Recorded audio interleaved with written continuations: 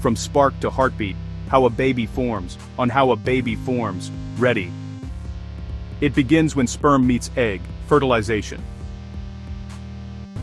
That single fused cell is a zygote. The zygote divides quickly, forming a ball of cells, racing down the fallopian tube.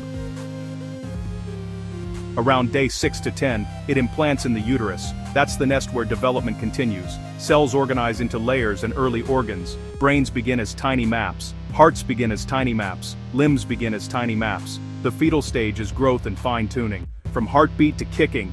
Then, months later, labor and birth. Biology in motion. One tiny start. An incredible 9-month journey. Want a deep dive on any step? Tell me which one.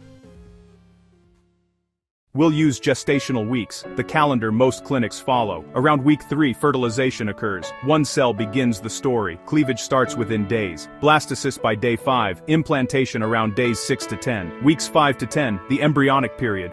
Organs sketch in. Cells fold. Tubes form. And first chambers appear. By week 11, we enter the fetal period. Growth and refinement take over. Features sharpen, and systems coordinate. Around weeks 3 to 4, gastrulation maps the body plan.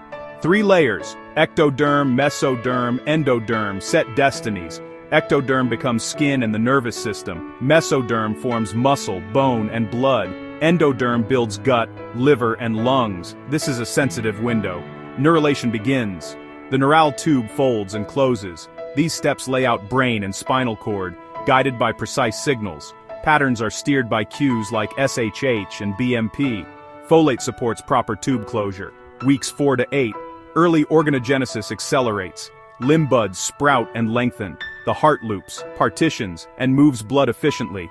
Pharyngeal arches sculpt the face and neck. It's the most vulnerable phase to teratogens. Now the placenta takes center stage. Chorionic villi exchange oxygen and nutrients with mom. Waste products return through the placenta. Hormones like HCG and progesterone support the pregnancy. Mom's immune system adapts to allow tolerance. Fetal circulation uses clever shunts to route flow. The ductus venosus bypasses most liver flow. The foramen oval moves blood between the atria. The ductus arteriosus sends blood around the lungs. Before birth, oxygen comes via placenta, not by breathing. Growth is tracked early by crown rump length. A heartbeat is often visible on ultrasound around weeks 6 to 7. First flutters, quickening, commonly appear between weeks 16 and 20. Screening snapshot, ultrasounds check anatomy and growth on schedule. NIPT, a blood test, is often available from about week 10. Timing each step to development keeps results meaningful, and worry low. It's a coordinated journey, resilient and precise. Which deep dive next? The placenta, fetal circulation, or neurulation? Before conception, meiosis shuffles chromosomes, crossing over mixes alleles, so recombination makes each gamete, and each embryo, unique. Many embryos are aneuploid. Nature screens early. Clinical screening aims to reduce risk, not guarantee outcomes. After fertilization, rapid cleavages begin. Cells compact and align, and start talking via polarity and adhesion cues.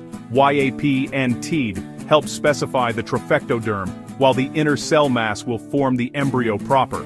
To implant, integrins help the blastocyst latch, and the endometrium decidualizes in response. HCG signals back to sustain the uterine environment. Patterning then unfolds through nodal gradients, WNT gradients, and BMP gradients, mapping head to tail and left to right. Notch and FGF oscillations pace segmentation, so somites pinch off rhythmically along the axis. Around the early embryonic weeks, the neural plate folds and the tube closes. Folate supports proper closure. Neural crest cells migrate widely to build diverse tissues. Limb buds extend under the AER's FGF, while the ZPA's SHH sets thumb to pinky identity. In the placenta, villi trade gases and nutrients via transporters, and IgG crosses via FcRn for passive immunity. Hormones from placenta and fetus modulate the maternal system. In utero, the highest oxygen content is in the umbilical vein, and shunts route flow efficiently, bypassing the lungs. Early split timing determines chorionicity in identical twins, while dizygotic twins are siblings simply sharing a womb. Because organs are forming, the embryonic window is most vulnerable, so timing matters for exposures. As birth nears, fetal and placental signals rise, surfactant production increases, Prostaglandins shift the cervix and uterus, labor ramps toward first breaths, pressures flip, and the shunts close in sequence. Which mechanism should we deep dive next?